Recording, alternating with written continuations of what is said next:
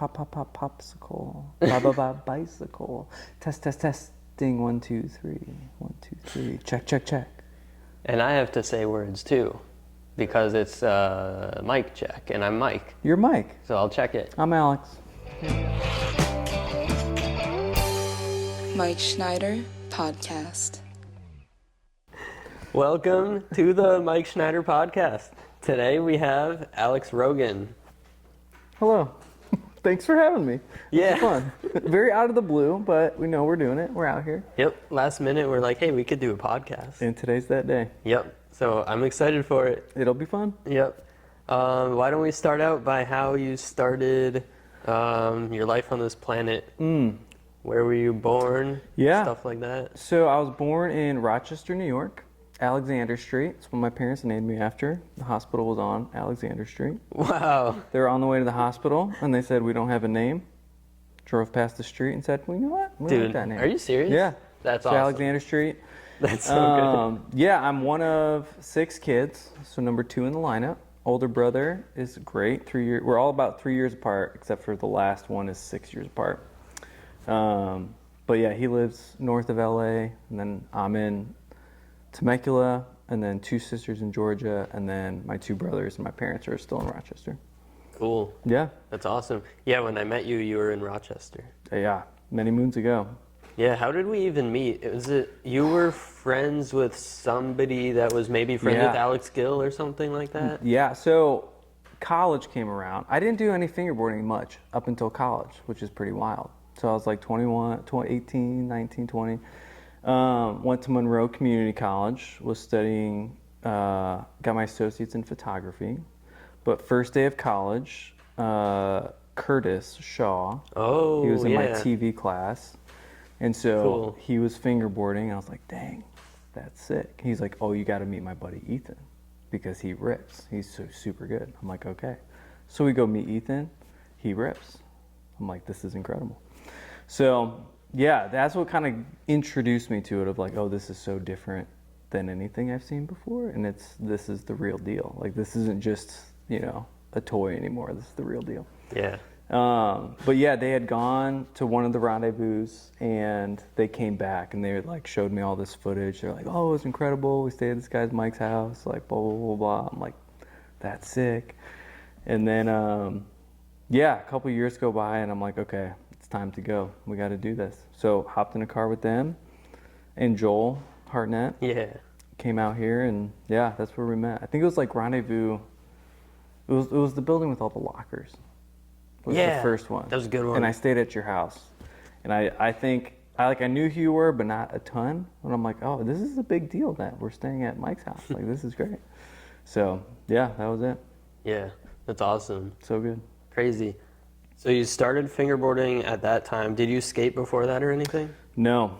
Whoa, so you decided and you're like, that's cool. Yeah. Yeah, I always liked skateboarding. Like, we played Tony Hawk a ton growing up, and it was the best. But we didn't have like cable growing up, and then none of my friends really skateboarded. So it was always like a side thing, and I was like, oh man, that's so cool. But I never like took the next step of like, oh, let's go get a board. Let's go like hurt myself in the garage, So that came later, in my later mid-20s where I was like, all right, let's try this and hurt myself. But yeah. Was it bad or just? We were in Burlington, Vermont, and I was hanging out. It was me and my buddy Sam, couple other kids from the skate park, and like you have kids who are our age, who are older, and then you have high school kids, right? So it was like an eclectic group of us that went to the indoor skate park, and I had like just learned how to drop in, and there was a mini ramp there, and so I'm like, okay, all I want to get is a rock to fakie, right? So I'm like dropping in, try to tap, just eating it hard. So like an hour goes by and I'm just going hard, and this kid Willie comes up. He's like 15. He's like, hey, do you want some like elbow pads or anything? I'm like, no, I'm good. Hour goes by, still eating it. He's like, are you sure you don't want some elbow pads? I'm like, nah, dude, I'm good. Literally like 4 or 5 hours just completely eating it. Never got it. But then like the next day, I was literally, no joke, like my shoulder down to like my wrist was just black and blue, swollen, awful. Still never got it, but hey, that's all right. You win some, you lose some. I'll teach you rock to fakie Okay, sometime. we can do it. Started on something small. In my 30s, rock to fakie. Yeah. We're going to do it. Love it. Sounds good. How old are you now? 32. Oh, same. Turned 32. We're the same age? 93. Whoa. I know. Cool. It's crazy. That's awesome. Yeah. Sick. So, like, what cartoons did you grow up watching? Hard left. I love it. We were big. We were a big Recess family. Loved Recess. Doug, we watched when we were kids. Ooh, when we were at good. my grandparents' house, That's a cool one. they had cable, so Hey Arnold was a Yes, big one. dude, that's like one of my all-time Yep. favorites. We did some PBS, so Arthur was a banger. Loved watching Arthur. Zoom was a big throwback. Oh. Trying to think. Those were like the main. Recess was definitely the biggest one. What is Recess? I feel like that's the only one I haven't seen that you just mentioned. What? Really? What is it? What channel was that on? I think it was a Disney show. It Oh, was yeah, on it was Saturday. not- It was on Saturday morning cartoons. I never watched Disney Miss anything. Finster and TJ Detweiler. No, I didn't know anything Disney at all. It was like just a group of kids in elementary school they would like pull pranks at their school. And Oh, that sounds great, You should dude. honestly watch it. It's wonderful. All right, I'm down. That's awesome. Yeah, so good. Dude, I feel like, I don't know if it was like this, apparently not for you, but like out here, you were either like a Nickelodeon kid or a Cartoon Network kid or a Disney kid, but you were never like, you could be like Nick and Cartoon Network, but not those and Disney. It was like, if you're Disney, you're only Disney. That's it. Stay in your lane. Yeah, And then I don't know. we didn't have cable, so it was like Saturday morning cartoons. Whatever we had, that Yep. was it. Yep. Cool. Yeah. I used to watch a ton of SpongeBob. Oh, I know. We had him like on VHS also. Yeah. That's what I keep hearing. I'm like, I need to go back. The first 3 seasons, I The first understand, three are are the best. so like, good, dude. Yeah. Like every single line is like quotable, like funny. I Like hear from everything Stefan that all they the time. say. Yes. It's awesome. So good. What's the bear one? The fish bear? But then when he draws the circle in the Oh sand. yeah, to, That like, I like keep the bear remember out or that one. something. Yeah. Yeah. Anyways, SpongeBob. Stefan's turning red. He knows exactly what I'm talking about. So That's good. awesome. Oh, that's good. Yeah. Yeah. So like, how'd you get so chill? Great question. I don't know. I mean, I think like growing up in a big family, like I don't know, like there was always a sense of like my parents did a good job of like letting us be who we were, and all of my siblings, like we get along together so well. And I think being 3 years apart, except for the last one, is 6, and he's absolutely wonderful. But we all it was like enough time in between to like have our own thing, but like close enough to still be like interested in the same things. Yeah, that's cool. But yeah, obviously family. Yeah. How do you become chill? I don't know. Well, I don't know. Were you always this chill? I think You're so. just a cool, yeah, chill dude? relaxed, I guess. Yeah. I mean, that's a hard one to like think through. I don't know. I think so. I don't Yeah. know. No, it's cool. Yeah. Like you just have a calm demeanor. Thank you. I try. Yeah, I try. I mean, yeah, I try to be calm. The exterior is calm. There's times when it's not calm, but it's calm for the most part. Yeah. Yeah. I know how that can be. Yes. Very much so. But yeah, so we met when you stayed at my house. Yep. Because you came with like Ethan, Curtis, Yep. and Joel. And Joel. Mhm. Yep. And That's it must have awesome. been like 22, 23. Rendezvous 22, 23. What year was that? Like 14 or something? Yeah. 16? I don't know. 15, 16 area. Yeah. Crazy. So I've known you for like almost 10 years, I think. Yeah. That's insane. It's about time we did a podcast I know. together. I know. I know. And here we are after all these years. It's happening. So good. So good. That's great. All right. So you start fingerboarding Yep.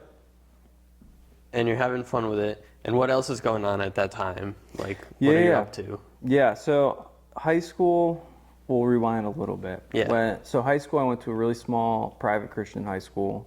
There was like 25 in my graduating class. Wow. So it was really cool. tiny. Did you like it? I did, yeah. Nice. Well, I'll rewind even more. So I was homeschooled from kindergarten to 8th grade. Oh, sweet. Yeah, this is the stuff we need to get Yeah, into. yeah. So Kindergarten, 8th grade, homeschooled. By 8th grade, I was like, okay, I need friends. Like I need to like. Yeah. Were you homeschooled like by yourself and with your siblings, or like in a group with other kids too? We had like co-ops that we would do. So Yeah. like once or twice a week, like go to a church and like do different classes and stuff. But for the most part, it was like, okay, we're just home, sleep in, wake up, do your schoolwork, be done. Like, Yeah.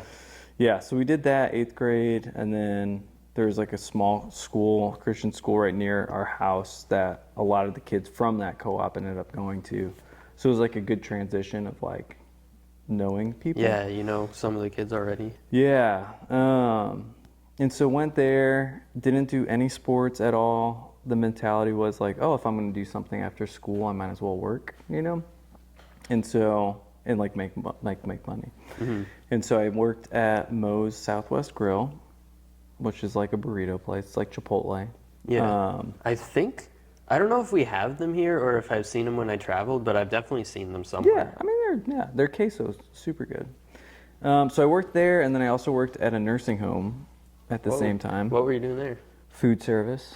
So that was really cool. I think in high school, especially like just getting that kind of perspective, of like, okay, I'm interacting with people in their 80s, 90s, and some of them are very coherent, some of them are not, but like understanding how to care for the different people, or like, oh, they're just angry. It's like, okay, I'm like, I'll just try really hard not to mess up so I don't get yelled at by them. But yeah, but that was really great. Like I think my senior year I worked a significant amount, like 30 to almost 40 hours a week, just like, wow. All right, like Senior year. Yeah, just cool. like I'm just gonna work. And so I remember I think it was my junior year, I had been working for a while, and I bought a 1971 VW bus with my dad. Oh yeah. Yeah, and so it was like $1,200, and we spent like just the following years trying to get it working. It was a piece of crap, but it was like we swapped out the engine and we did a whole new wire harness, and we redid it enough for me to drive it my last day of high school, which was awesome. Nice. But that was a really cool part of high school, of my parents like encouraged me in that dream of like, oh, getting this old bus and like working on it. They're like, all right, let's do it. Like, let's build it together. That's so cool. So that season was really cool, just between my dad and I, to get that time, like, all right, in the garage when we're sitting and working, Yeah. and being able to talk and like have legitimate conversation, and light the van on fire by accident a couple times, like stuff like that. It was great. Yeah, it sounds like a ton of fun. Oh yeah, and so much to learn, right? Like, yeah. He's very handy at a lot of different things, but like master of none of them. So, and for both of us, it was like, okay, how do we figure this stuff out together? Yeah. Like, who can we bring in to like ask questions and That's cool. all that stuff. But so, anyways, to continue the story, went to Monroe Community College. And that's where I met Curtis and all that. After 2 years at MCC, I went to the University at Buffalo for a year. Lived in Tonawanda. Tonawanda. Crazy name. Crazy name. And then after that, I ended up transferring to SUNY Plattsburgh, which is way upstate New York, near Burlington, Vermont. And essentially, when I got there, I was like, okay, whatever gets me out of college quicker, just give me that degree. So at that point, it was like, okay, art history is what's going to get you out. I'm like, okay, great. Let's just take a few more classes and be done so I can stop going to school. Why'd you want to stop going to school? I was working at a camp in upstate New York at the time that I absolutely loved. And at that point, I was just like, I don't feel like I'm going to use this degree, but I just chose something that I enjoyed, which was photo and art and all that. And so I think at that point, I was commuting. So I was living in Saranac Lake and driving to Plattsburgh, which is like an hour and a half. Ooh, and so that's a lot. Those in the dead of winter at times, it's just like, all right. So, yeah, and then for something you don't feel like you're going to use anymore. Yeah, it's like, okay, just get me done with this. Yeah. So there's a lot of Harry Potter book on tape and, music. over and over again. But so yeah. Well, but you finished it up, right? But I finished it up, got That's the good. piece of paper. Yeah, 2015, 4.5 years, we got her done. Yep. Yeah, it's like It worked once out. you're in it, you might as well at least finish, even if it's Yeah. like you're like, I'm not feeling it so much anymore. But it's Exactly. like you don't want to waste everything you did, so just get it done anyway. Yep. Yeah. So then after school, I worked at the Christian youth camp in upstate New York associated with Young Life. So I was working in landscape and maintenance, which was super fun, super gorgeous camp in the Adirondacks. Nice. So you're like trimming the bushes there and stuff? Well, yeah. Mowing the lawns? Mowing the lawns, cutting down trees, cleaning out sewer lines, fixing odds and ends around camp. So similar to my dad of like, oh, I can like do some electrical stuff, or I can do some plumbing, or I can do some, Yeah. a It's little really bit. good to be able to do all kinds of different things. Yeah. Like you said, even if you're not like super good at them, but you at least know what you're doing a little bit. At least, yeah, general knowledge to ask Yeah. the right questions. And then you can learn what you don't know because you're already familiar with the basics. Exactly. Yeah. That's cool. Yeah. So I was there for 6 years, and one of my best friends, we were living together, and one of his friends was coming out to visit, met her, essentially said, how you doing? And so we started, she was from Temecula, California, and she was living in LA. So we met, started dating long distance, did that for about a year and a half, and then I moved out there, road trip out there, lived with my brother for 6 months, proposed, got married. Whoa. Now I with didn't the even like know that part of the story. Mm-hmm. I thought you guys were together from New York for some reason. So that's why you moved there? Mm-hmm. Cool. Yeah, sold everything, packed it into Wow. the truck, and just, yeah, it was 2021, so it was like right at the back end of COVID. Made the move. That's epic. Yeah, it was wild. Cool. Yeah. Yeah, so going from a town of like 5,000 people to LA was like, oh, That's way different. this is different. The Yeah. vibe out there is completely different than out here Yeah. in New York too. I mean, even like driving on the 405 for the first time, I'm like, oh my, I didn't know roads could be this wide and have so many people driving so fast. This is absolutely insane. Before it was like, oh, I drive to work, like to camp, which is 20 minutes away, and it's just like, okay, look out for deer, like, Yeah. here we go. But with this, I'm like, oh my goodness, this is something. Yeah. Yeah. How do you like it now that you've been there for a while? There's parts I really like, obviously. Like the community of people that we have there is like obviously such a gift. It's like having Scott and Stefan and Alex, like absolutely wonderful being surrounded by so many great people. The sunshine is incredibly nice because Rochester is so overcast and cloudy. So having consistent sunlight is a gift. But I do miss like the weather, I do miss having seasons. I do miss the snow. We used to play a lot of like pond hockey up there where I used to live, and like Cool. snowboard and all the outdoor snow stuff. So I do miss that aspect a lot, and the fresh air, because it's like, it's so clean. Yeah. And then in LA, you're like, it smells different here. Oh. Right. But yeah, definitely it's different, but good. Yeah. Yeah. But yeah, I guess I'll just continue the story. But yeah, essentially before I moved, I had met Scott at Rendezvous at some point, and I knew he was out here, and I'd visited him once when I was visiting Haley, and I essentially just called him and was like, hey, I'm moving out there. I don't know if you need help, but like I'm gonna be like, I don't have a job, but if you needed help, like let me know. And he was like, oh, that sounds great. Like it'd be awesome to have you. I'm like, okay, cool. That was a smart move. Yeah, I was like, even if it's just for like a couple months, like just Yeah. something to like help pay the bills and survive a little bit. And then, yeah, so at the time he was just in his, small apartment, and it was just him and I working in just a bedroom and putting trucks together, and Yeah. just helping out. So yeah, I mean, he's been the best. It's been such a gift to have support in so many ways, but all, like from like the fingerboard stuff, but also on a life like level of like, hey, like I want to help you to like live and provide and like pay you for the work. You know, like Yeah. providing an opportunity beyond just like a place to go. Like, no, I'd like that opportunity to work. So Yeah, so you've been working for Dynamic. I almost said Devise. yeah.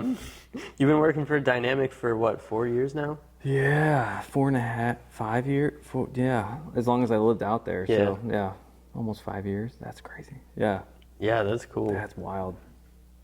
So what do you do there? You started by doing trucks? Yeah, started just being whatever he needed. So it was, yeah, putting assembly, packaging stuff up, you know, throwing graphics on, whatever, just odds and ends, you know, just helping stuff move. Yep. And then we moved locations, obviously just kept doing the same stuff. And then we moved out to Temecula, which is a little bit farther from him, about a year and a half ago. How far is that? It's like an hour and a half. It's not, I mean, Yeah, it's a depending on little the bit time far. of day, but you know. Yeah. But now I just do customer service. So hop Cool. on, try to respond to some emails, Yep. help people out. But he makes it easy because he's just like, yeah, like we wanna help people out. Like Yeah. but it helps me where he's generous and yeah, super wonderful to work for. Yeah. So if your Dynamic trucks have any problem, email. Yep. You'll get this guy, Yep. and he'll help you out with the new replacement kingpin or whatever it is. Yeah, for real. Yeah, that's sweet. Cool. What else you thinking? Yeah, that's awesome. Yeah. There's a lot of things. I don't know. I guess I'll just have to ask, what's your favorite Bible quote, since you mentioned the Christian. Yeah. Places. 2 Corinthians 12, 9 and 10. Can I read it? Yeah. Give people some wisdom. Give people the wisdom.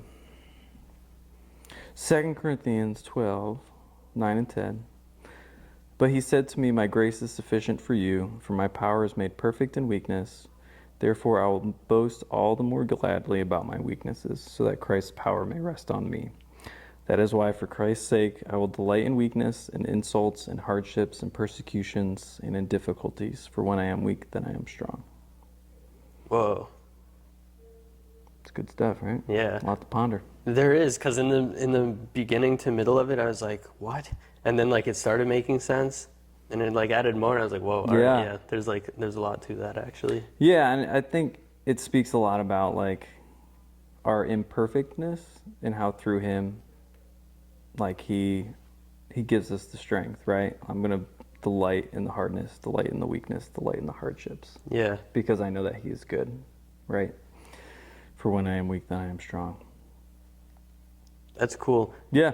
I think I spoke about a similar thing with somebody on here. I forget which episode it was, but like a lot of times I ask people what their strengths and weaknesses are. So Yeah. maybe I'll do that in a minute. No, there but we go.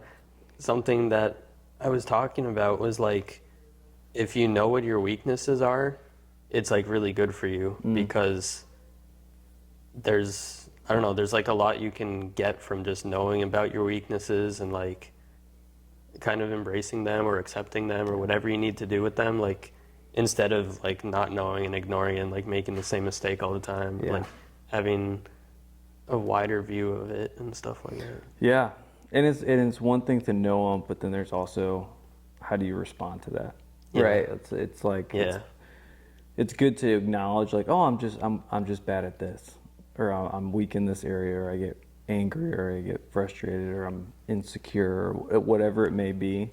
But if you just like stay there, it's like okay,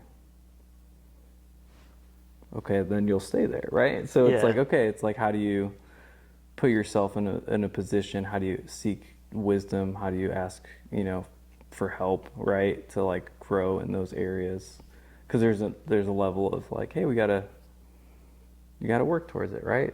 None of us are perfect. There are, we all have our crap, and so being aware, but also acting to like, not to say it's going to be gone or healed, however you want to phrase it. Yeah, but you can work on it, improve it at least. Exactly.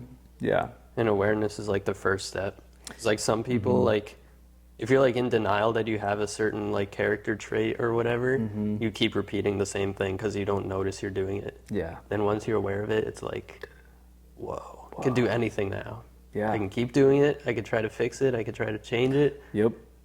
Little of everything, whatever you need to do. But And that's where the genuine relationships and friendships come in, where it's like you have the people who ask you the hard things or question the hard things, you know, who are willing to like sit you down and be like, dude, you're being an ass, you know, or like whatever it may be, like someone that's honest with you, even if it's like not what you want to hear, because it really is what you want to hear in the long run. It might not be in the moment, but later you'll be like, you know, I'm happy that I realized that was wrong. And there's a way to do that well, and there's a way definitely not to do it well. So if you are that person calling people out, but you can do it politely and gently, but but accurately is important too. Yes, absolutely. You don't want to like sugarcoat it too much. Yes, 100%.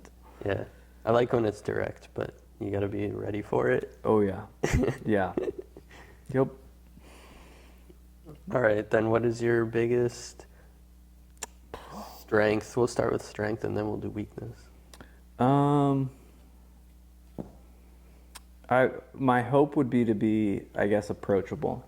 I think hoping to be someone that whoever it is would feel like comfortable or willing to come over, right? And to be genuine. Like I don't like, you know, like the fake conversations or ones that are just like, you know, But I think being genuine is probably the biggest gift. Mm-hmm. That's always a tough one for me to answer. But that's a good one. I think that's accurate for sure. Like I think most people would agree. Good. I'm glad. So all right, we'll take it. Good work. All right. And then what's your biggest weakness? I think there's a lot of. I think what comes with that of like trying to be genuine and trying to be approachable is like the insecurity of the people pleasing part of it, right? Where it's whether it's a boss, not Scott, but like whether it's a boss in my like corporate job or people who I look up to or like whoever it may be, of like trying to earn validation or earn a sense of security or living in fear of like disappointing someone. That's it. Yeah. Living in the fear of disappointment. So like, how do I evenly value everybody's opinion the same way?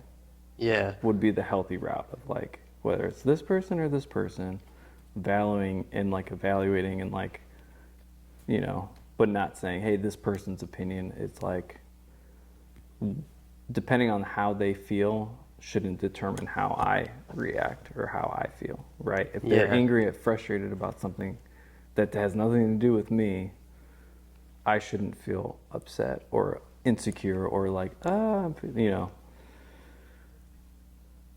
So there you go. I don't know. I think it depends also on, what was I going to say? I kind of forget what I was going to say because that got me thinking about something. But like, I guess there's like a balance between like when it's not enough versus when it's too much, and then the sweet spot, because it's like you don't want to overdo it, but you don't want to not care either, because it is important to pay attention to those things, but not to let them become too significant. Yeah, exactly. Yeah, and it's even like, obviously like, oh, like my wife, like I should value her opinion more than anybody else's, right? Yeah. But it's like if she's having a hard day, I shouldn't let her hard day turn into my hard day. You know what I mean? So like taking on those emotions of others. Maybe that's a better way to put it. Taking on the emotions of other people. I kind of do that too. I feel like I get the emotions from whoever's around me. Yeah. Can also give them my emotions, but it's like pretty pliable, influenceable. I don't know. Like if you know you're like feeling good and then you like go in somewhere and somebody's like not in a good mood and you're with them, it's like hard to stay in your good mood. You can like do it for a certain amount of time, and then if it doesn't like transfer to them, then theirs transfers to you instead, and then you start going down. But yeah, it's like when you can stay in your own self and not take on those emotions too much, like when it's not needed. Yeah. But then sometimes you need it. If they're upset about something yeah. that you should be upset about, Yeah, and that's then it's okay. good for it to Oh, happen. no, 100%. Because otherwise you don't have the empathy to like help them deal with their emotions. Absolutely. So it's like, again, it's also kind of a balance thing, right? It's a tough one. Yeah. It's a tough one. Yeah. But yeah, I can relate to that a lot. Yeah. Strength and weakness. There you go. Yeah. That's what I'll give you. Cool. There's more. There's more. There's I'm more? sure. What else we got? No, I don't know. That's all you're going to get, though. Okay. That's all you're going to get. Yes. People probably want to know more to me. fingerboarding things. So Yeah. I was going to comment on two things. Let's start with Please the do. first one. All right. Your videos are sick. Thank you. The retro look with the old camera and the Thank quality you. lines and all that. I appreciate it. Yeah. Yeah, I started with, so when I was getting into fingerboarding, me and my little brother Jack, so we're 10 years apart, and he's one of those, we shared a bedroom, like we had bunk beds, which you would think like, oh, a 15-year-old and a 5-year-old sharing a Whoa. bedroom would be like kind of Cool. weird. But for him and I, it was like, this is awesome. Like, this is an Nice. absolute blast. Oh, that's so cool. And so like he would just like get stoked on anything that I was doing, which was just so fun. So like getting into records and like, yo, this is the music. we should Oh, listen records. to. Let's play some records after this. We should. But like after like getting home from college and like after meeting all those guys and like bringing home a fingerboard, I remember I went to like Target to get like a wooden tech deck. Must have been like 2014 at this point. But I got one for him, I got one for me, and so we just started doing it together. And so we just started filming edits when we could barely do anything, but that's where it kind of started. And so Yeah. lighting was awful, the tricks were awful, but we were like just so stoked on it, which like that's what it's all about, right? Yeah. And so yeah, we would just use like a GoPro, like first edition, Oh, sick. just filming, and we used that for a long time. And then I got up to like I think a GoPro Hero 3 Plus.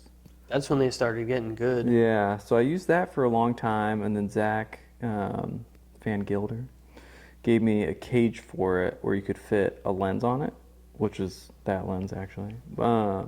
Oh, no way. So that lens on top of a GoPro, which it was just like a little rig, and it was just like, oh, this is perfect. So I used Sick. that for a really long time, and would film like the HQ edits. The first handful of them was on the GoPro Hero 3. Yeah, those are sick, like the dynamic sessions and stuff. Yeah.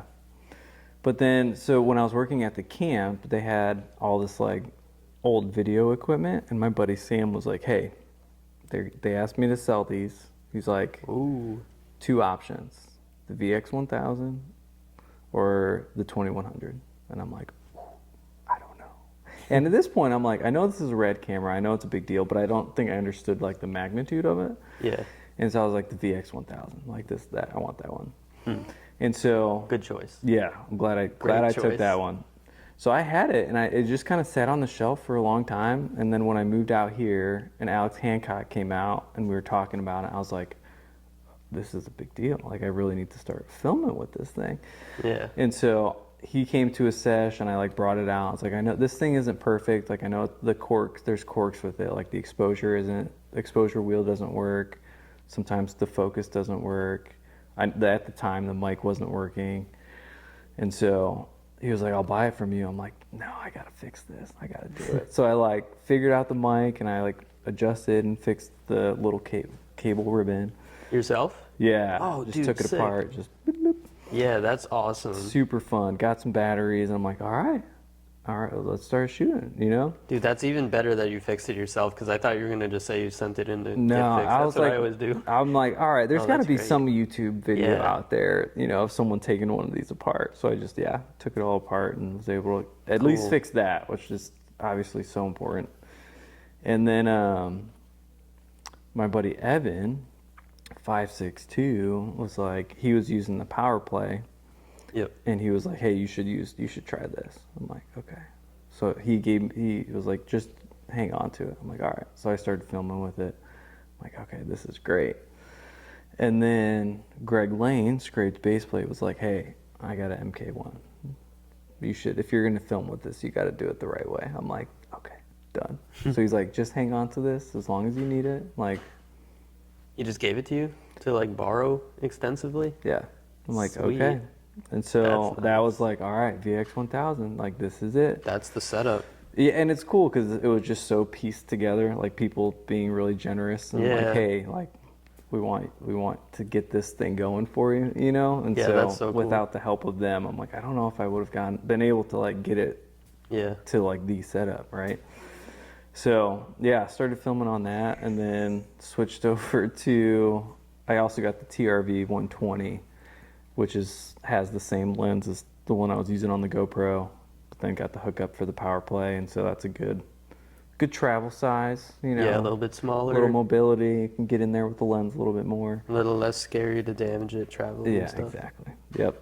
So, but yeah, no, it's been, I mean, obviously, like when Scott and I went from like the apartment that he was in to his second location, you know, there's like a garage in the back, and that's where we were working. And then you were coming out to visit, and we were like, oh, we should have Mike over. And then we were like, oh, let's invite like some other dudes to hang out. And so that was the first HQ, was when you were out there. HQ1 was Mike Schneider coming out to visit. The and crazy boys. thing is, like, I didn't realize that was the first one. I Yeah. just thought that was like something you guys did. No. And like, I don't know, a couple years later, like somebody told me like it started like when I Yeah. went there, and I was like, whoa, what the heck? And like Scott and I Cool. had talked about it, like, hey, we just need to get like, we got to get some sessions in. And then it was just like such a good excuse of like, all right, like let's have a party, you know? Yeah, So that was fun. yeah, it's been a super fun journey of like starting with the GoPro, moving to the VX, and now VX and the TRVs, of learning how they work, but then also like learning the mechanics of it, but also watching how other people film, like watching your edits, watching John Cowart, watching how Scott films, and John Cowart's one of the best with the VX. self-filming. Yep. Like when he can self-film with the VX, I'm like, this is just stupid, and I don't know how your forearms can do this, because it's just I Yeah. don't have that kind of coordination with one hand, so to let alone like try to like get my brain to do two things, it's just completely beyond me. But yeah, like ask them how they do it or what tips they have, or just watching footage to try to figure out like, okay, how do we make this look good and try to resemble what they're doing, because I know what they're doing is good and I like what they're doing, right? So yeah, just started doing those videos. All the people there are obviously very gifted at what they do in fingerboarding, and so they make me look good because they're so gifted. I'm like, oh, I just hold the thing. They're the ones doing the sick tricks, you know? But yeah, there's the edits. Yeah, they're awesome. Like, there's something about those old cameras that captures the vibe like better somehow than the new cameras. Like, new cameras like way better quality and more detail and stuff, but like something is lost when it like looks fake because it's like too HD. Yeah. And then it's like you go back to those old cameras and like the colors are just like mellow but real. Yep. And like, I don't know, the energy is just like more tangible. Yeah. I don't know. I'm thinking, I don't know if this is true, but maybe like the way that we see things, like the way that we see people we're talking to and stuff is like not lower resolution, but kind of like it's kind of more like a standard def camera than like Yeah. an HD camera. Like, I think that's why we like that footage better. I think it like looks more realistic almost. Like HD is too sharp and too good. It's like I want to see HD National Geographic. Yeah. Right? You know? Zoom into the animals Or and stuff. like our friend Alex Garcia shoots a lot of HD, and it's like, that's pretty. Yeah. You know, like the slow-mo, you're like, I Yeah. can really see I what's do going love on. HD also, Right? It's but- just a totally different Yeah. vibe. But I shot important. in college, because I was doing photo, I shot a lot of film, like actual film, and like developed, and Yeah, that's so, and fun. I always leaned towards that, you know. Yeah. Like I had a Pentax, and what I loved about the Pentax was that you could take a digital body and put film lenses on it. Oh yeah. And so I was like, That's oh, fun. okay, if I had to shoot digital, that's what it would be. And so it's kind of fun seeing how that was the love then, and then how it's kind of translated into shooting video for these, right? Yeah. So, yeah. Yeah, that's sick. Good stuff. Good stuff. How'd you start making decks? Yeah, great question.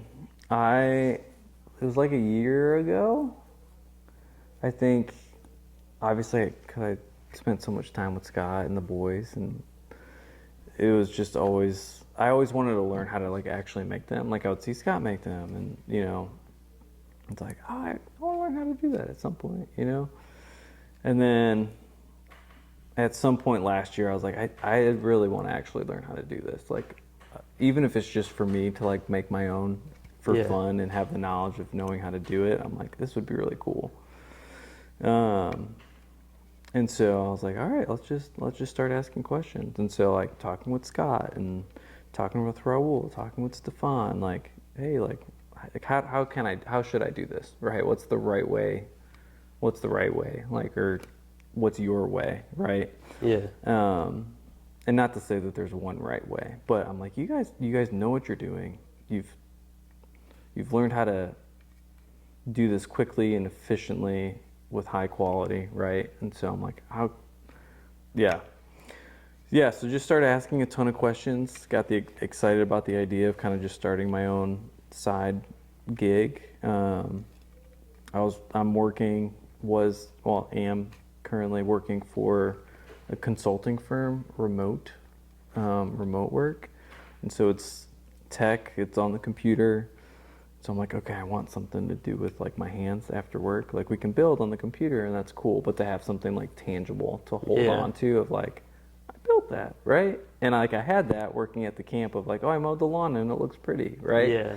But with tech, it's like, oh, you can build stuff and stuff's working and clients are happy and that's rewarding in itself. But to have something that like built with your hands, I made this, like, oh, that's cool. Yeah, right? something in the real world. Yeah.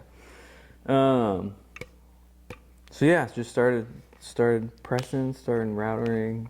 Scott was like, hey, you just take this mold and just start practicing. I'm like, okay. And then I'd bring in like a batch and be like, all right, Scott, Raul, like Stefan, like tell me what's up. Like tell me what sucks about this, please. Like I want you to be honest and like what needs to be better. It's like, okay, around the edges a little more. I'm like, okay. Sand the top a little more. I'm like, okay. So a lot of like, just learning and people being willing to like teach me how. I've been incredibly thankful for. That's cool, yeah. That, they've been so generous with their time and knowledge and like, they're like, we want you to like do this and do it well and like want you to succeed. And I'm like, oh, you guys are the best. It worked. Yeah. Look at this thing. Yeah. 5 plies of real wood. Let's freaking You go. did it. We did it. Yeah. And it works. Your decks are sick. Thank you. Super good. Yeah, the quality, like, you've only been making them for what, a year or two? Year and a half? Year and a half-ish. That's a blem, so don't You look wouldn't at it know. too close. What's the blem about it? Dude, I have this same thing where people buy flat face blems and then they can't find what's a blem about it. A router. Oh, I Router would have got thought that was one. just from use. Oh, but yeah, I no, see it. I almost got my fingers on that one. It was close. Why don't you just not use a router? Well, it's just, it's So all part of the dangerous. process. Doesn't have to be. It's true. Yeah. Be careful. Oh, I will. Use your left hand so you don't lose anything important. That's very smart. That's good. Dude, router's way too dangerous. They should be banned. It's spooky. Or get like chainmail gloves so you can't like. I don't know if that would work, but I think. No, doesn't work. I'd just wrap you up. Oh, Yeah, it you gets get you stuck in there. All right, get a diamond plated Something. oven mitt. What are the things in the bottom of the swords that like protect your hand? Oh like, that yeah, knights use, like the hand guard things. Yeah. Get one of those. Yeah. Oh, no, I appreciate it. Honestly, obviously coming from you means a ton. But yeah, they're really nice. Thank you. Yeah, it's been super duper fun. The new one I set up is really fun too. Oh, let's go. I like it. Yeah, It's my buddy cool. Greg scraped base plate. He's been helping with the graphics, which has been a gift of just sending him reference stuff. I mean, like, hey, I like this. Can you make this happen? He's like, oh yeah, done. Yeah, you have a cool style with those Yeah. too. Like cool selections and ideas He kills and it. colors Thank you. too. I appreciate it. Yeah. And the sizes are cool. Like, they're not just like 32, 31. It's like, tell people about that. Yeah, so the like 33.6, I'm like, I know you like that one a lot, so I'm like, okay. Yeah. Let's do that one. I love that. 31.2, I felt like was the smallest you could do with still using 32 trucks. That's this board, right? That's that one. See that? 31.2, and the trucks don't stick out as long as you got small wheels on. Yeah, small, yeah. If you have bigger wheels, they'll stick out a little bit, but Yep. you know, throw some 29s on there. And then the 29.7, I think I just picked. Like, there wasn't that much meaning behind it. I'm like, oh, that works. That's good. Oh, yeah, that's fine. But I don't know. Like, I was like, 32 seems like it'd be too big to put on. Like, saying, hey, this is a 32. I'm like, but it's actually, like, it's a lot thinner than that. But I'm like, 31. I'm like, it feels like it'd be too, like, I don't know. Yeah, 31.2. I'm like, okay, all right. It's great. I really like it. It's like such a fun size. Yeah, because it feels smaller, but still not small. Yeah, I think because of Like- the shorter wheelbase, it makes it like, I like the way it all fits. It's like, okay. It's like very skate proportional kind of feeling, I think. It works, yeah. I like it. Yeah. It works. And then at Rendezvous and Fingerboard Con, your boards were popping off. Yeah, people were incredibly generous with their monies, which I super duper appreciate. I hope they like them, right? It's scary, like They have to. There's no reason why not. yeah, I know, but it just because you like, okay, I built this thing, Yeah. like we put some graphics on it, and it's like you're putting yourself out there a little bit, you know? You're like, hope it don't suck. Like I hope you actually like it. You know what I mean? Or like, Yeah. No, I think whatever it you're- may be. You know? I think you're good. Thanks. Like the only person who's not gonna like your boards is like if it's such a different shape than what they prefer. But there's Yeah. no like other reason not to like it. You No. know, it's like if you like a regular shape, yeah. you're good. Like this is like in the middle of everything kind of. It's not too mellow. It's not Mm. too steep. So it's like. I feel like if you like steeper boards, you can still use this. If you like mellower boards, it's not going to feel too steep. Like, you can't not like it. That's true. I appreciate it. Yeah. But yeah, we'll They're see. good. But They're thank really you. dang No, good. thank you. Yeah. Thank you. Oh. But yeah, especially like you said, like having all those people around you that also make boards that kind of like told you what to do or what to improve on Yeah. is like, you get like a real fast head start that way. Oh my God. Yeah. And I understand. Like I'm spoiled in that regard, very much so, and I fully acknowledge that. But yeah, it's not only their willingness to like teach and like show me, but also their willingness to like tell me the truth, right? Of like, this could be better. You should run Yeah. this a little bit more. Or, That's what you this need. Yeah. You know what that reminds me of? In general, in the fingerboard community, there used to be a lot of constructive criticism, is what they would call it, where like you'd post a fingerboard mini and like half the comments would be like telling you what you should do better. Like, oh, your finger came off in the third trick, you should have refilmed that, or like, and it wouldn't be offensive. It would Yeah. be really like that's what everyone did on Genuine. FFI and stuff, and then Yep. it was like you'd film better next time, and you'd be like, all right, is this one good? Let and me- like same with products, same with anything, like. And now I feel like people get offended instead of like hyped, and I don't know. It is easy to get offended online because you can't tell the tone or the intention. Like, is someone just trying to be rude or are they trying to help you? Yeah. But that used to be way more common. Which do you think it was received better? And this is because I wasn't on FFI. I hadn't joined at that point, right? Yeah. But do you think because it was a smaller community at the time, the opinions were respected? Where it's like, Yep. I know that screen name. Yep.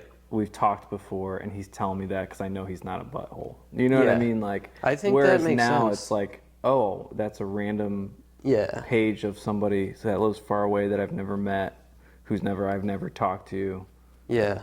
And I don't. I haven't think you really might thought be about right. That makes a lot of sense because like it was, you know, a few hundred people or whatever and like a lot more people watching, but like the active people was like you kind of knew who everyone was to an extent and like it was kind of just the norm. It was like if you post a video in the videos section and it was like you would expect to get feedback good and bad. So like somebody might just be like, dude, that was so sick, that was my favorite. And then someone else might be like, dude, you got to fix your camera settings, your angle sucked, your flip bounced before you landed. That was a lot of people would do that a lot. And like that kind of stuff kind of built fingerboarding from like where every video was sketchy to where like everyone was trying to be better and Take it better. up a notch. Yeah. And maybe now like people are just good enough that we don't really need that. I don't know. It's probably a mix of a lot of things. It's never just one thing. Yeah. Nothing's ever just one thing. It's not. Like even forget fingerboarding, just in general. Like it's like, why did this thing in the world happen? It's not. You can't reduce it to one thing. It's 100%. never. And everyone wants to always because it's easier. This is the answer. Yeah. This is why it's happening. And it's like, no, maybe that's a big part of it, but it's rarely the whole thing. Yep. No, I'm totally with you.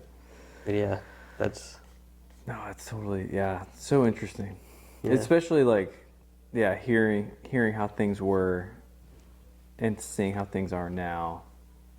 Like, I know stuff has changed. Even from when I started till now, I'm like, oh yeah, there's it's different, right? A lot of things have changed. Yeah, it's growing, it's changing. There's so much innovation, like practically every day, every week. Somebody's doing something new.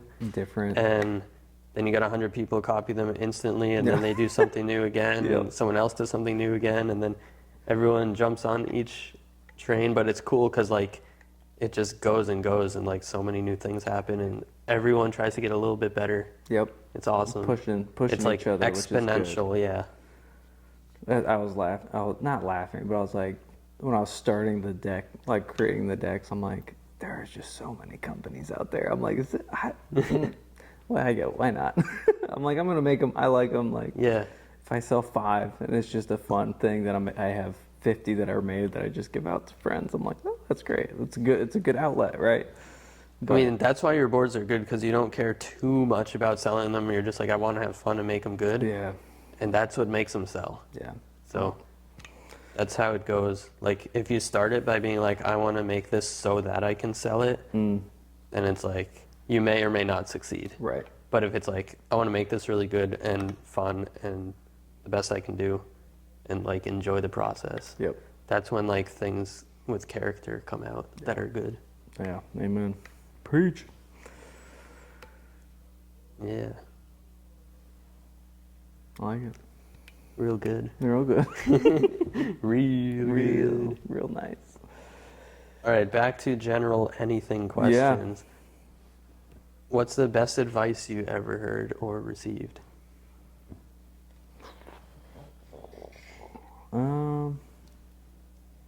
Gotta ponder that. I don't know if I have an answer for it. Cool. I'm thinking. I'm like, I don't know. Ekkolapto is an interdisciplinary research organization focused on enhancing capabilities of the brain and body to better understand reality. Hosting world-famous scientists and builders from MIT to UT Austin, Ekkolapto runs their polymath hackathons and salons for creators to engineer and present their most unconventional ideas, whether it's developing a language made of smell for communicating with animals, using bioelectricity to regenerate organs, or making tools to experience new human senses. You can learn more by checking their YouTube channel and website, linked in the description. All right. I got another one for you. Okay. What's the worst advice you ever heard? Oh, gosh. All right. Worst advice. Yeah. It doesn't have to be even something that you took the advice and listened to, but maybe somebody recommended, or maybe you heard someone else got it. I could do recommendations. If there was like a recommendation, Okay. I could do that. I'm trying to think. Like a bad food recommendation? Or just like, I could do good recommendations. Yeah. And I could do bad recommendations. Cool. All right, good recommendations. Okay, good recommendations. Good recommendations would be intentional time by yourself. So whether that's setting aside time of, hey, I'm not going to be on my phone. I'm going to sit and really process where I'm at in life, process the good stuff, process the hard stuff, think about where you're going, where you want to be, who you want to be, and at the end, like, and not every single time, but like really thinking about, okay, like whenever the time does come for me to not be here, like who do I want that legacy to be? Like who looking back, am I going to be satisfied at what I said yes to and what I said no to, right? But yeah, I think it's so important because we're in an age of just so much distraction. It's just so easy to like, I'm a morning person, so I'm like, okay, before I start work, I get up an hour early just to try to sit and like partially wake up, but also like, okay, what am I thankful for? Like Lord, what are you doing in me? Who do you have in my heart? You know, like what are you trying to reveal about yourself? What are you trying to reveal about me? What are the things that I need to just let go of and move on from? Or at night, like my wife's more of a night person to process and to think.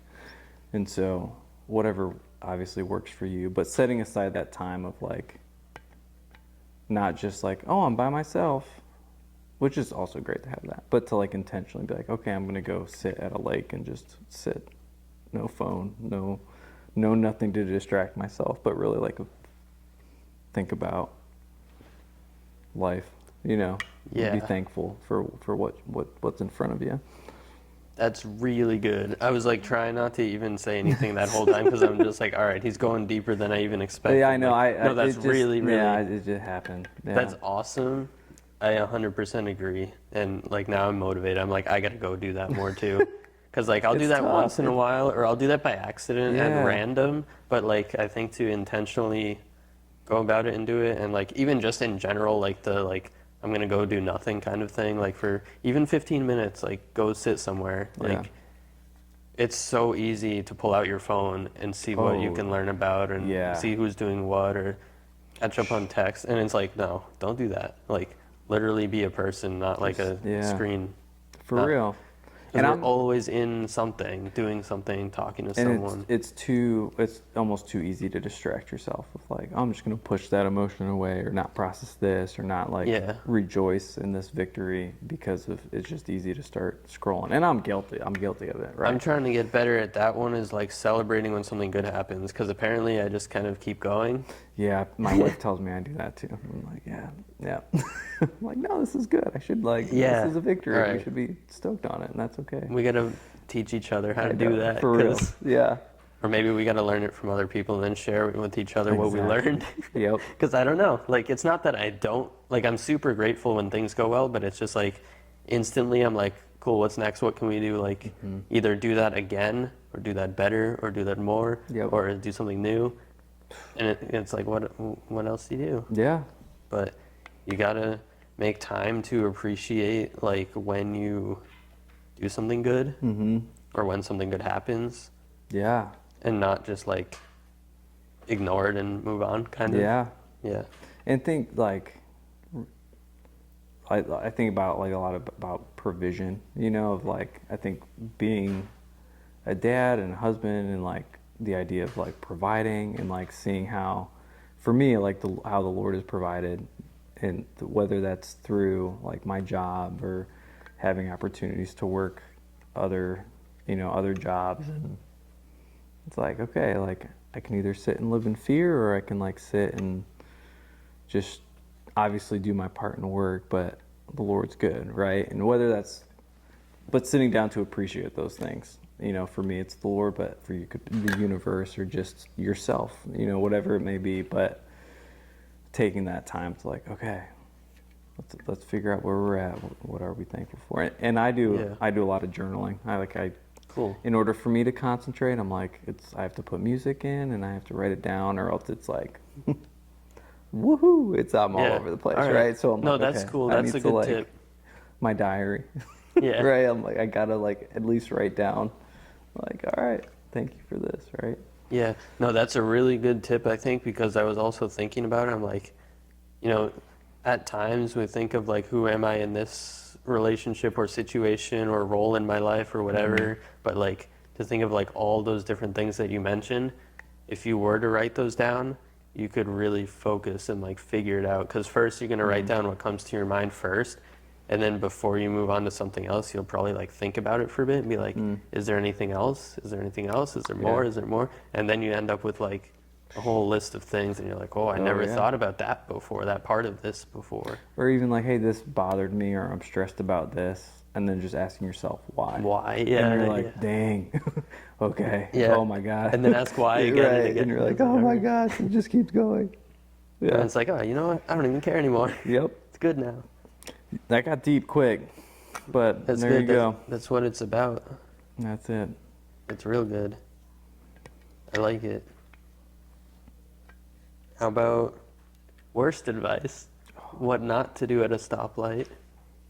I think along those lines, overthinking it, right?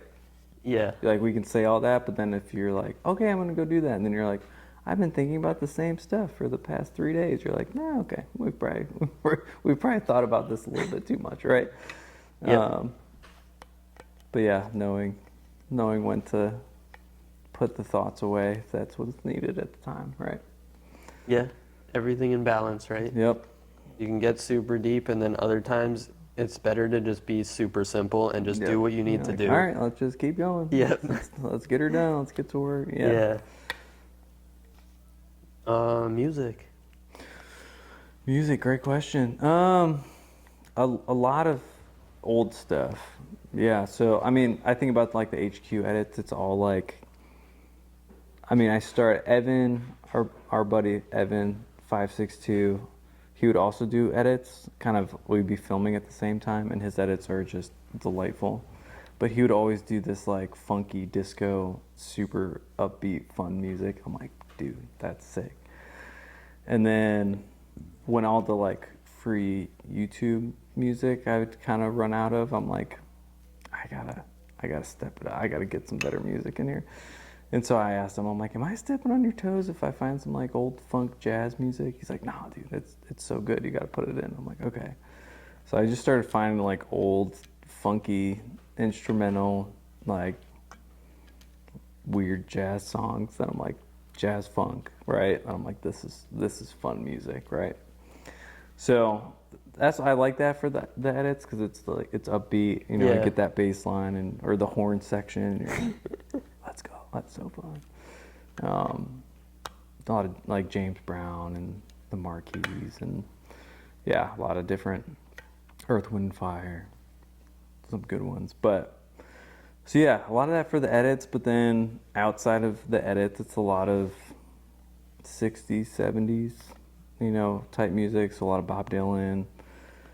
Go from like Bob Dylan to like Miles Davis, a lot of jazz, Billie Holiday, old Johnny Cash.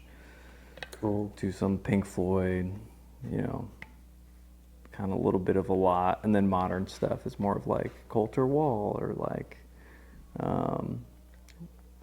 Penny and Sparrow, and more eclectic, not huge names. But I'm like, oh, Gregory Alan Isaacoff is one of my favorites. It's I'll have to check 'em out. It's the kind of music where you're driving in the car and it's just like late night moon shining and you're like, it's the music that makes you think type of music. Yeah. Which is great. But anyways, yeah, kind of all over the place music. Cool. Yeah. Do you play anything? Play guitar. Ooh. Yeah, I can play guitar. Not like incredible, but I can play some songs. Nice. Yeah. Acoustic, electric? Acoustic. Cool. Yeah. Super fun. It's a good vibe. It's very fun. Oh, this is a cool, deep question. We got to get back deep man. into it. Okay, I'm ready. Yeah, okay. I feel like I was like, okay, let's keep going. Yeah. Did you ever have like a strongly held belief that you changed at any point in your life? A strongly held belief that I've like changed. you thought something and then you completely changed it to like the opposite or something different or whatever.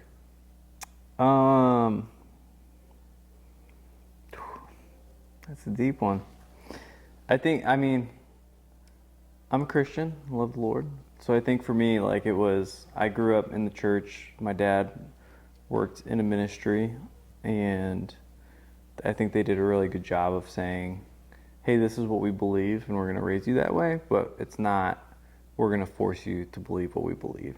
Like, we're going to give you all the information, and ultimately it's up to you whether you want to, take that or leave it, right? Yep. And so I think that when you ask like a change, like before and after, it's definitely like the idea of like starting a relationship with the Lord and saying, like, the acknowledgement of like, hey, you're real, acknowledgement of like, I'm not perfect, the acknowledgement of your sacrifice for us. And so, the whole idea of like death to life with a relationship with the Lord, like that's what my mind goes to. And So was that like at a specific like point in your life? yeah, Certain age? yeah, that was like freshman year or 8th grade year, freshman year of high school, where it was like, okay, I want to pursue this not because of what my parents taught and not because the way that they lived their lives, more of like, this is a choice that I want to make, right? Rather than something that they believe. And so I like, obviously from that decision, how it's changed like the trajectory of my life, right?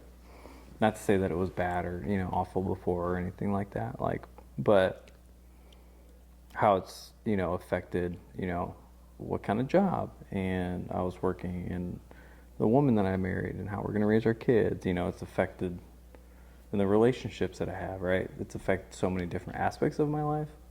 And so, yeah, I mean, that's up to you if you want to keep that in there. Yeah, that's cool. I gotta ask like for some examples of how it affected those decisions, relationships, and stuff like that. Yeah, I think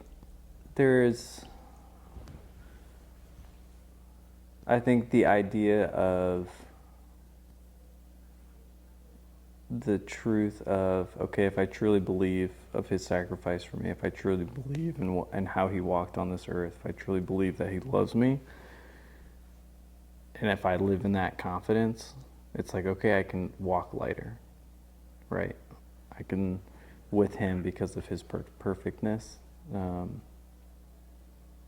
don't need to carry all this weight of I'm loved. If my identity's in him, then I don't need to fear the things of the world, right? And I say that, and I also say my biggest weakness is other people's opinions. But it's like, okay. Yeah, because it still matters. But It's still, like, I'm still imperfect, you right? still have something that kind of makes it easier or makes it a little bit. Yeah, something to go back to of like, okay, I'm not alone in this.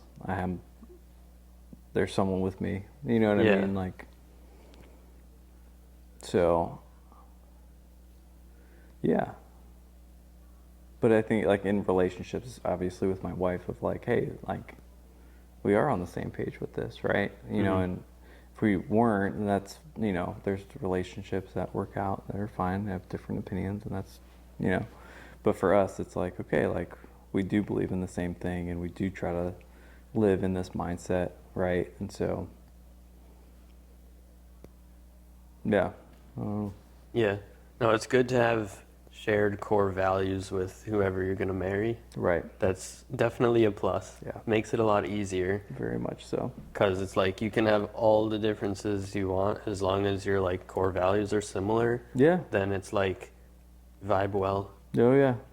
Absolutely. So yeah, that's cool. So are your siblings all on the same page with that too? Yeah. Just super cool. Yeah. So Yeah. they all made kind of that same decision on their Outside own? of my parents. Yeah. Yeah. Just super sick. Yeah, that's cool. Yeah. Because like sometimes you hear people that are like their parents are religious, so they're purposely not religious because it was like too much for them, or it was forced, or it felt fake, or whatever else. Like, yeah, people sometimes just go the opposite way. And fully acknowledging the fact that there's so much brokenness, right? There's so much, people have had really bad experiences with the church, and people have, it's just awful what people have experienced through the church or via someone related to a church. Like, there's so much brokenness, and full acknowledgement of that pain, right? But trying to establish the difference between like the religion versus like, hey, this is a relationship versus the religion, right? So for me, I'm like, okay, this is a relationship, and out of that relationship comes fruit and a different way of living, rather than, you know, living in this religion of like following X, Y, and Z to get this, right? Yeah. But yeah. Yeah, it's super cool that it's been a really positive thing for you and Yeah. very helpful. Oh, it's been the best. Yeah, It's been the absolute it's best. cool. I don't know if anyone's talked about religion on this podcast yet, so it'll be an Here we interesting, are. like, new topic for people to know. explore and hear about a little bit. know. It's cool. It is cool. Yeah, and also, like, I don't know, just knowing that, like, you're the type of person who doesn't care what other people's religion is, or if they have no religion, they don't believe any, whatever, like, Yeah.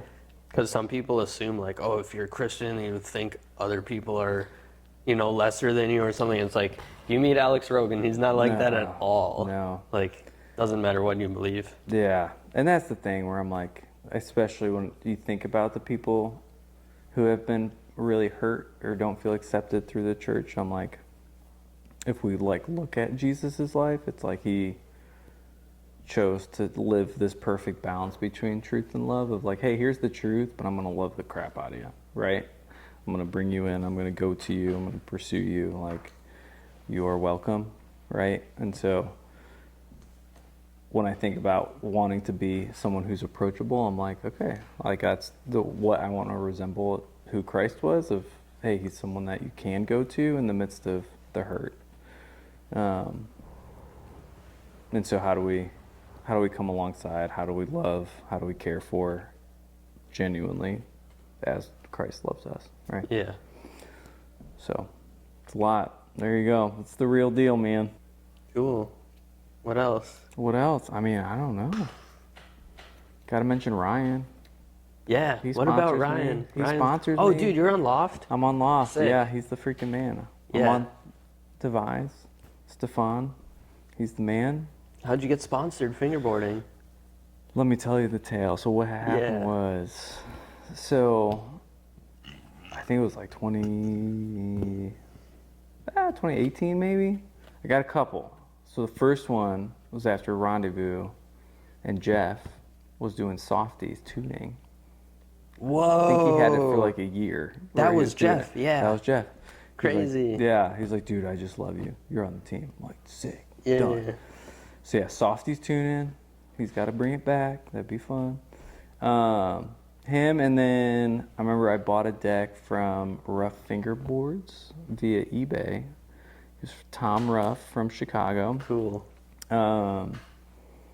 And I used it. It was a great deck. And then I'd never met him, but he reached out and was like, hey, I'd love for you to be part of the team. I'm like, all right, sick. So that was like cool to like have someone I'd never met, you know, ask. I'm like, oh, Yeah. cool.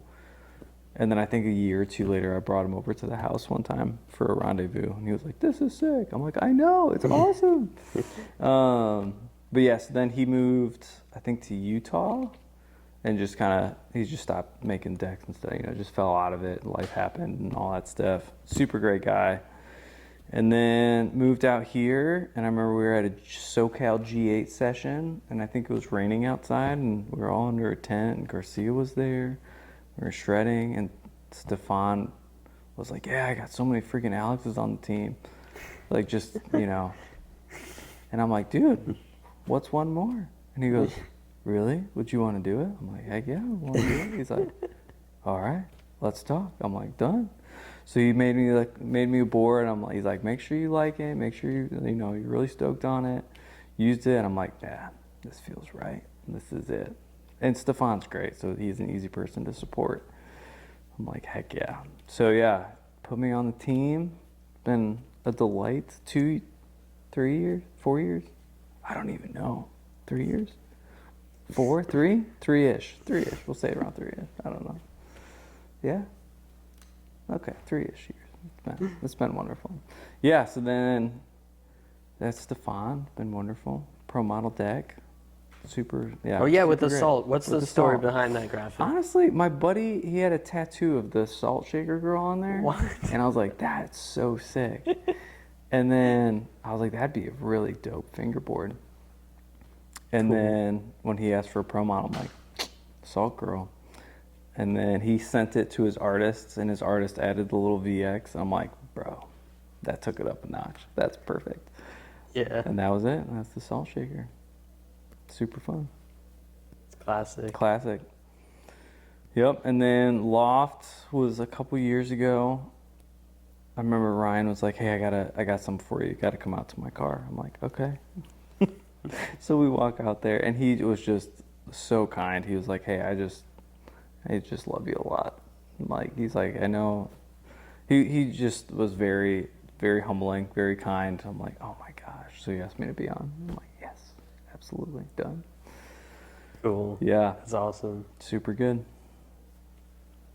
Ryan's the man. Ryan's the freaking man. Stefan's the man. Stefan's the freaking man. That's great. How long you been married now? It'll be 4 years in May. Sweet. 4 years in a row. In a row? See, thank you. I was waiting. I was like, man, I hope that joke kicks. Yeah, I'm like, wait a minute. Okay. It has to be in a Yeah, row. 4 years in a row. Yeah, killing it. I mean, technically it doesn't. If you had a Well, you divorce know, and you got back together, it wouldn't it be in a happens. row. Yeah, it happens. you Yeah. know. But no, in a row is good. Yeah, it is very good. That's ideal. No, it's been wonderful. She's the best, and yeah, it's fun because she really supports me in the hobby, right? Like, helps provide time for me to do it, time to go hang out with Scotty Boy That's nice. at the warehouse, and Yeah. supports me in making the decks. And she's like, I know how much you love this, and she's like, after you hang out with your friends, she's like, you come home lighter, like you come home like happier that you got to Yeah. see your friends, that you got to do this, that you have something to work on when you get home, of like putting the edit together. She's like, I know how much joy it brings you, and so That's good. she just makes it easy to like make it happen. Yeah. Right? So Dude, that's the best. yeah, That's really nice. yeah, huge gift. And then my daughter's been starting to shred a little bit. She's 2, but you Nice. know, fingerboard. Kickflip back tail yet? Yeah, she's getting there. We're working on it. Come on, kid. Come on. Yeah.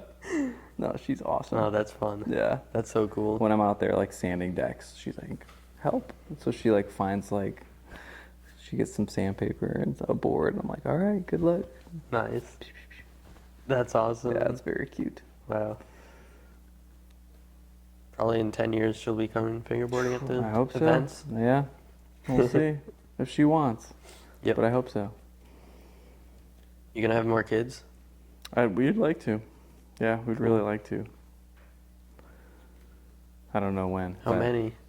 I mean, I'm one of 6, and so. Yeah, that's why I had to ask. So yeah, no, it'd be nice if it was.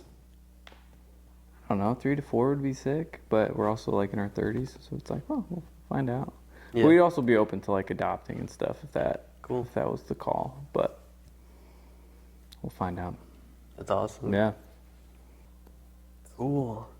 We covered a lot of we fun covered a stuff lot, some heavy stuff. here. Yeah. I know. What else do we got? I don't know.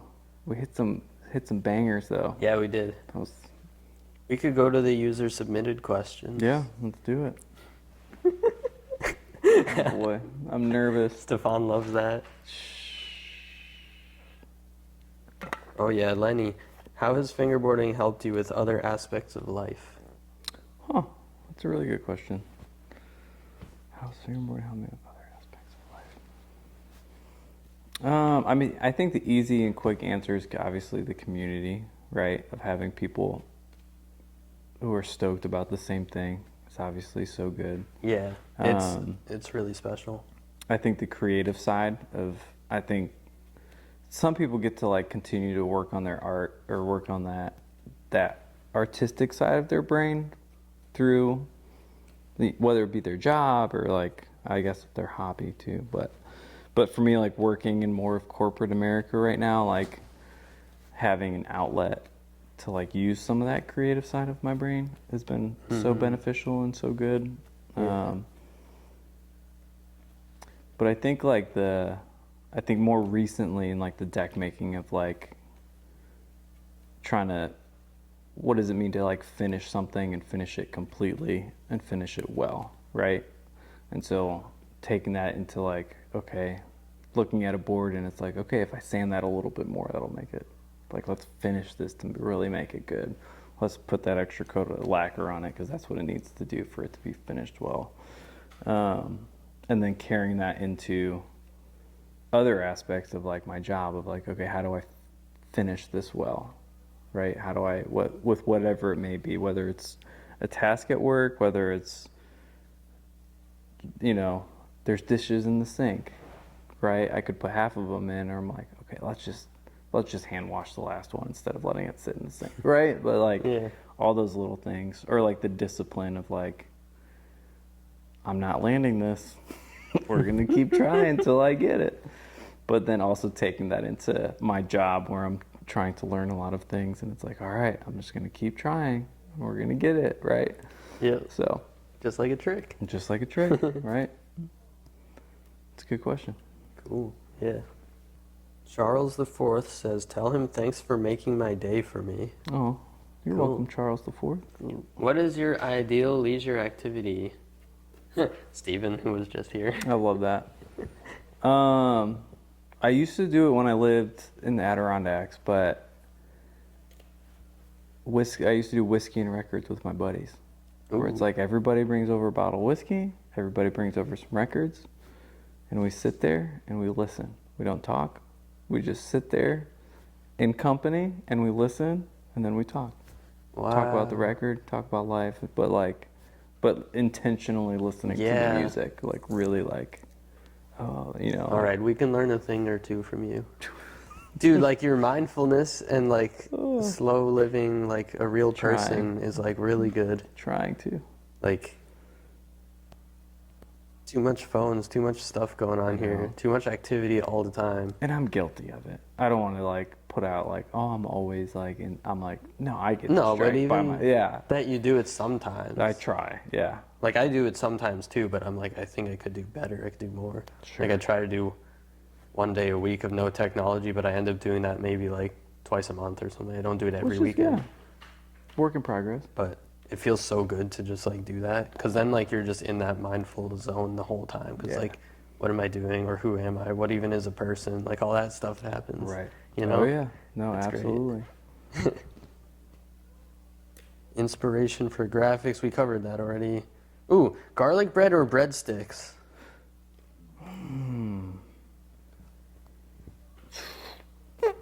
Breadsticks.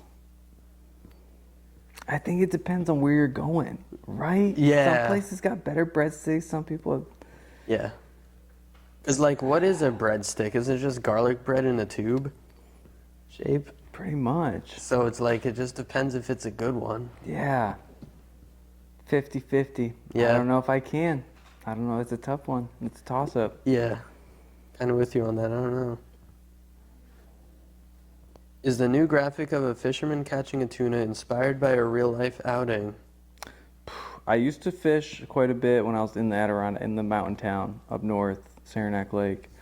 We'd go out quite a bit and catch like smallmouth bass and fish and all that stuff. But honestly, like Greg Lane has helped me with a ton of graphics, and I've like sent him a bunch of references and he works on them. But then there was just one day I just got a text and he's like, "Made these for you," and I'm like, "Oh, Cool. bro, you know me too well. Those are perfect. I love those." So, yes and no, I guess. I mean, no, but after the fact, I'm like, oh yeah, like that fits, right? That's cool. Yeah. Soft wheels or hard wheels? Harder wheels.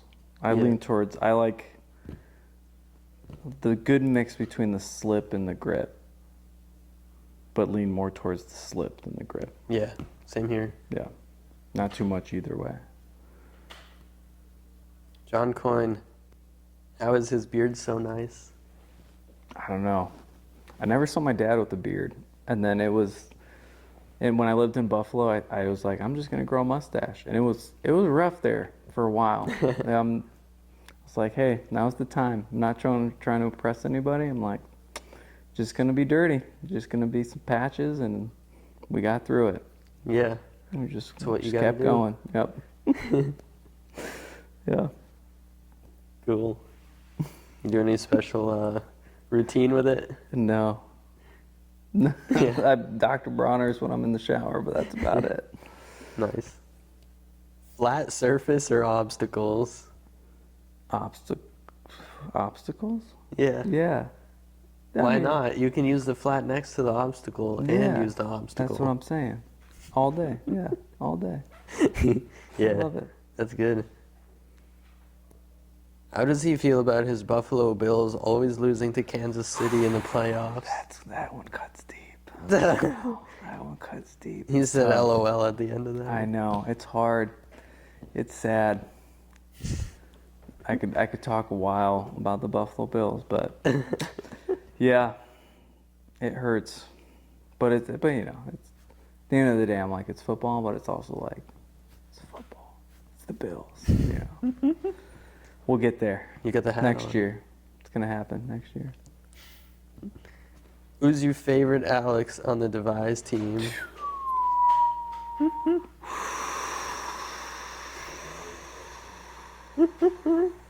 It's gotta be Alex Garcia. That's who Gotta asked say the it. question. Oh, really? Yeah. Huh, weird. Huh, odd. Weird. Is he in the room? I don't